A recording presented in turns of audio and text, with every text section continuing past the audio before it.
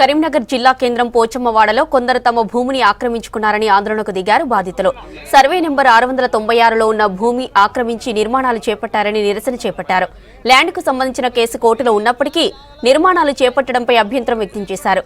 కరీంనగర్ సిపికి ఎన్నిసార్లు ఫిర్యాదు చేసినా పట్టించుకోవడం లేదని ఆవేదన వ్యక్తం చేశారు బాధితులు.